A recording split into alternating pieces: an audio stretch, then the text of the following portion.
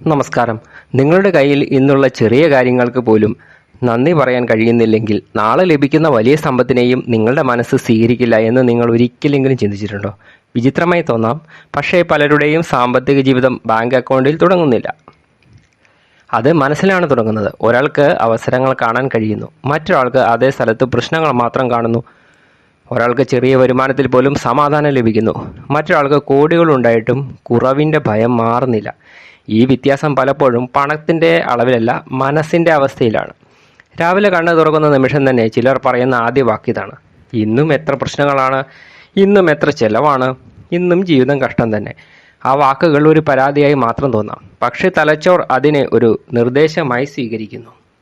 മനസ്സ് അപ്പോൾ മുതൽ കുറവുകൾ അന്വേഷിക്കാൻ തുടങ്ങുന്നു. ദിവസം മുഴുവൻ ഇല്ലാത്ത കാര്യങ്ങളാണ് കൂടുതൽ കാണുന്നത്. മറുവശത്ത് ചിലർക്ക് വലിയ സമ്പത്തൊന്നും ഉണ്ടായിരിക്കില്ല, എന്നിട്ട് അവർ ചെറിയ കാര്യങ്ങളിൽ പോലും സന്തോഷം കണ്ടെത്തും. ആരോഗ്യമുള്ള ശരീരത്തിന് നന്ദി പറയും, ഭക്ഷണം കിട്ടിയതിന് നന്ദി പറയും, കുടുംബത്തിന് നന്ദി പറയും, പഠിക്കാൻ അവസരം ലഭിച്ചതിന് നന്ദി പറയും. ഈ നന്ദി വെറും വികാരമല്ല, ഫീലിംഗ് അല്ല, അത് അവരുടെ ശ്രദ്ധയെ മാറ്റുന്നു.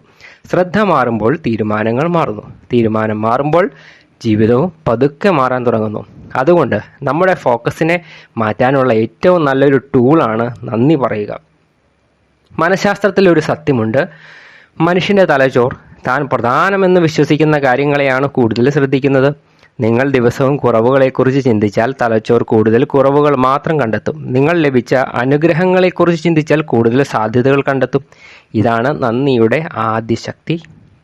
അത് പുറത്തുള്ള ലോകത്തെ മാറ്റുന്നതിന് മുൻപ് നിങ്ങളുടെ ശ്രദ്ധയെ മാറ്റുന്നു. നിങ്ങൾ ശ്രദ്ധിച്ചിട്ടുണ്ടോ, ചിലർക്ക് എപ്പോഴും ഭാഗ്യം കൂടെയുണ്ട്.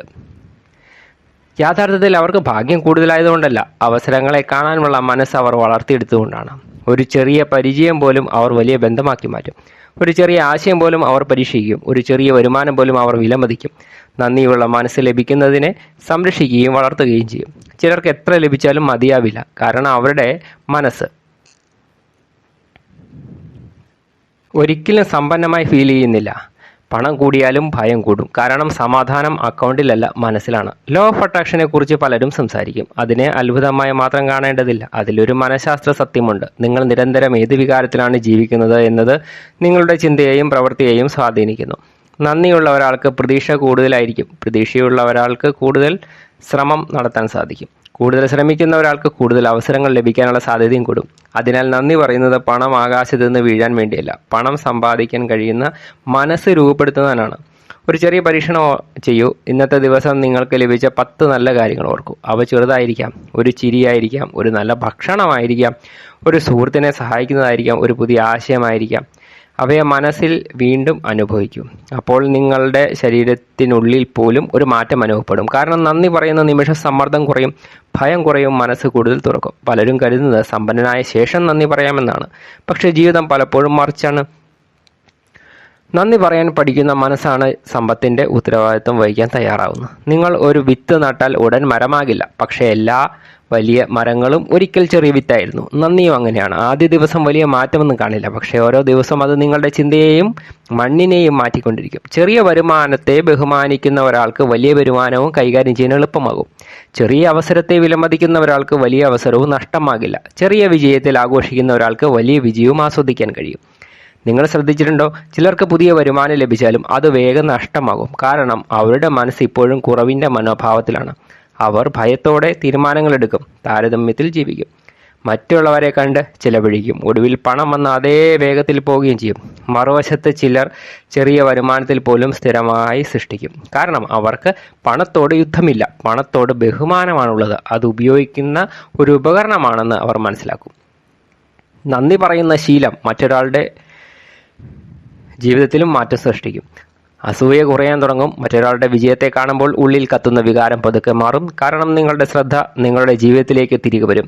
താരതമ്യം അവസാനിക്കുന്നിടത്താണ് യഥാർത്ഥ വളർച്ച തുടങ്ങുന്നത്. ഓരോ രാത്രിയും ഉറങ്ങുന്നതിന് മുൻപ് 3 മിനിറ്റ് മാത്രം മാറ്റിവെക്കൂ. ഇന്ന് ലഭിച്ച 3 അനുഗ്രഹങ്ങൾ മനസ്സിൽ പറയൂ. ഇന്ന് പഠിച്ച ഒരു പാഠം ഓർക്കൂ. നാളെ ലഭിക്കുമെന്ന പ്രതീക്ഷയിൽ ഒരു നല്ല കാര്യം മനസ്സിൽ കാണൂ. ഇത് ഒരു മാന്ത്രിക വിദ്യയല്ല, ഇത് നിങ്ങളുടെ തലച്ചോറിനെ പ്രതീക്ഷയിലേക്ക് പരിശീലിപ്പിക്കുന്ന ഒരു രീതിയാണ്. ദിവസങ്ങൾ കടന്നു പോകുമ്പോൾ നിങ്ങൾ ശ്രദ്ധിക്കും, നിങ്ങളുടെ സംസാര രീതിയിൽ മാറ്റം വരും. പരാതികൾ കുറയും, അവസരങ്ങൾ കൂടുതൽ കാണാൻ തുടങ്ങും, പണത്തെക്കുറിച്ചുള്ള ഭയം കുറയും, കാരണം ഉള്ളിൽ ഒരു പുതിയ വിശ്വാസം വളരുകയാണ്.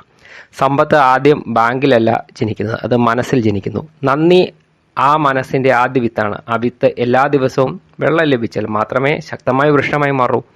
ഒരിക്കൽ നിങ്ങളുടെ ജീവിതത്തിലേക്ക് വലിയ സമ്പത്ത് വന്നാലും നിങ്ങൾ അതിനെ സ്വീകരിക്കാൻ തയ്യാറാകേണ്ടത് ഇന്നാണ്. ഇന്ന് നന്ദി പറയാൻ കഴിയാത്ത മനസ്സിന് നാളെ ലഭിക്കുന്ന സമ്പത്തും മതിയാകില്ല. എന്നാൽ ഇന്ന് ചെറിയ അനുഗ്രഹങ്ങളെ വിലമതിക്കുന്ന മനസ്സിന് നാളെ ലഭിക്കുന്ന വലിയ അവസരങ്ങളും അനുഗ്രഹമായി മാറും. All the best.